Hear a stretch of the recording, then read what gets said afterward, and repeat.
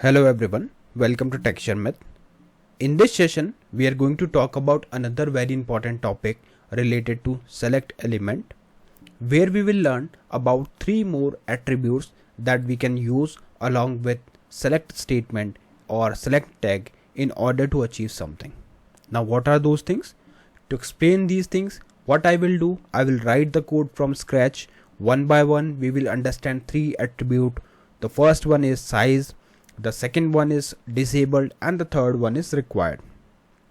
All these 3 attributes are very important, although we have many other attributes that we can use, but in this series we are just going to discuss on those that are frequently used for project. Okay, so I think now we are good to start the session, but just before that I would like to request you to please go and check out the previously released sessions first, because these all sessions are in proper sequence and sync. So if you follow them sequentially, then it would be very easy for you to understand the ongoing topic. Because for now we are just focusing on the select attribute part. But prior to that, we have already discussed many other things related to select. So just to make sure that you are on the right track, that please go and check those connected sessions as well. Another very important thing is for you is the question.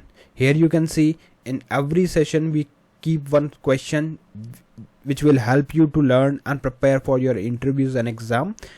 Not only this, but it will also help others. Like this is the question which you can share, for which you can share the answer in the comment section, because it will help those students who are not aware of this answer, okay, who don't know about it, okay, and those who will consistently share the knowledge in the comment section will be spotlighted in the upcoming sessions as well.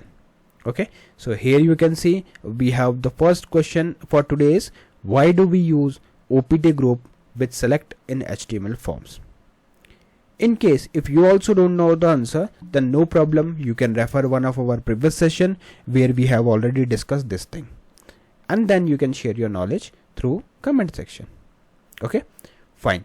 Now if we talk about the code, so here I have just noted down the basic HTML code. You can see here the first one is heading. Like I have just prepared one heading here which is showing HTML by Sharmit. So if I save this code and refresh my web browser, so it will show me something like this, HTML by Sharmit.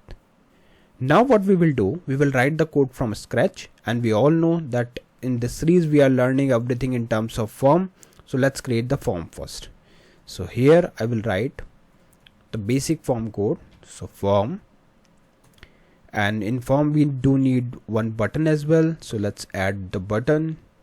Button name would be the submit, and the type would also be a submit. So here I'll write type as a submit. Now what we will do, prior to this we will add okay, let me show you output first. Okay, so if I try to click on submit right now, it will do nothing. Why? Because we have not specified any action. So let's specify the action here.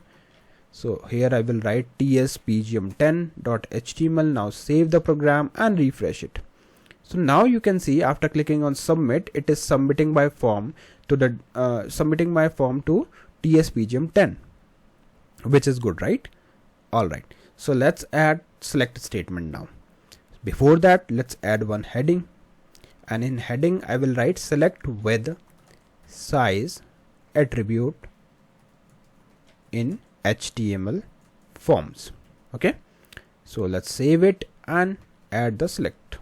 So here I'll firstly create one simple select, and then I will add the attribute, because it will give you the clear picture why we do need the size attribute. Okay, so let's write here select, and in select we will give the name, for example browsers, and then we will provide the options. So in option, OPT group we have already discussed, and today I'm not using it.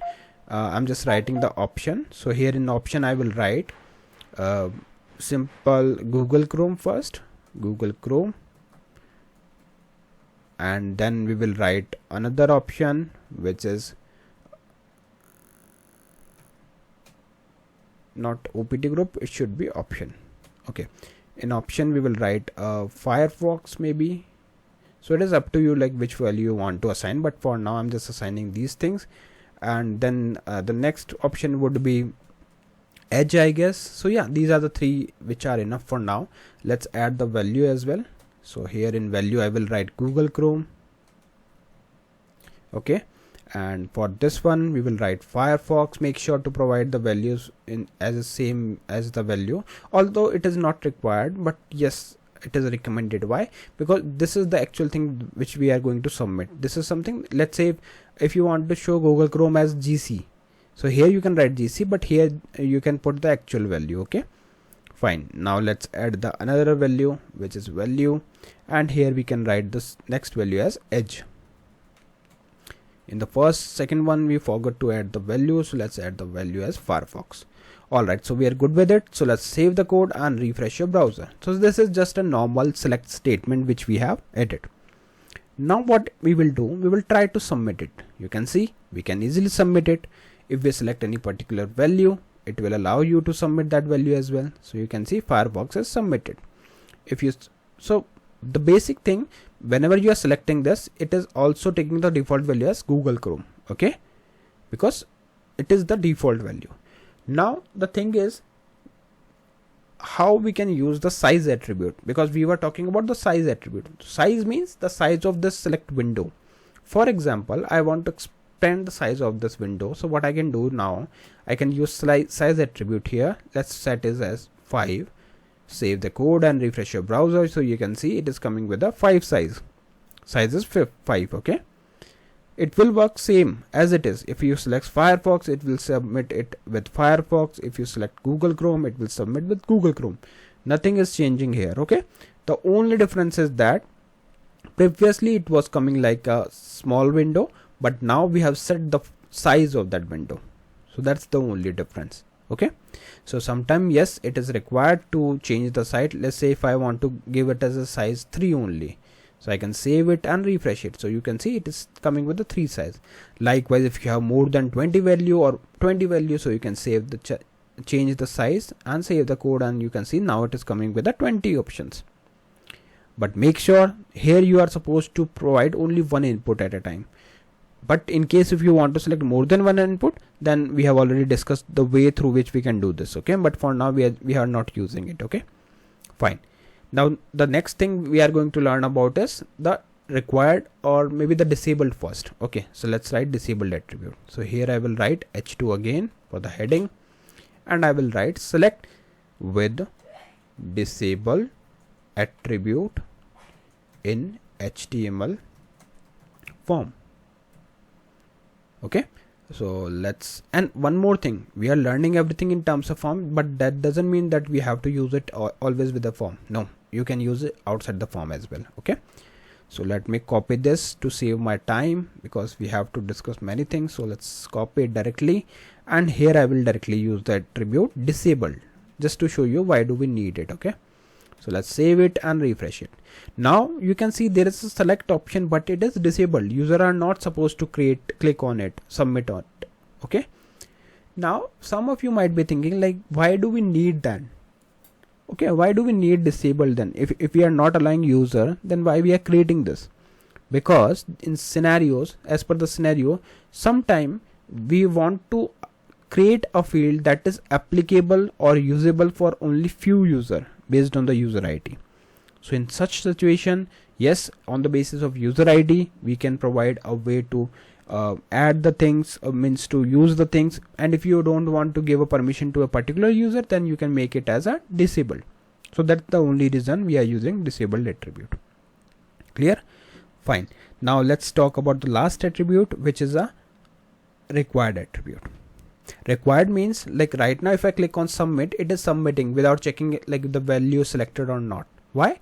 But here one thing to notice, if I click on submit, you will see it is submitting the form, right? But if I want to restrict the user to select at least one value, so what will happen? Let's see. Let me add heading first. So I'll write here heading select with disabled, sorry, not disabled, this time we are talking about required attribute. Okay, in HTML forms. Let's save it, and before that let me copy this part as well, because we are going to use it. So yeah, now what we will do, we will make it as required. Okay, and let's add one more option here. Why we are adding this option? Because I just want to make sure that user is not selecting anything. So here I will make a default value select value.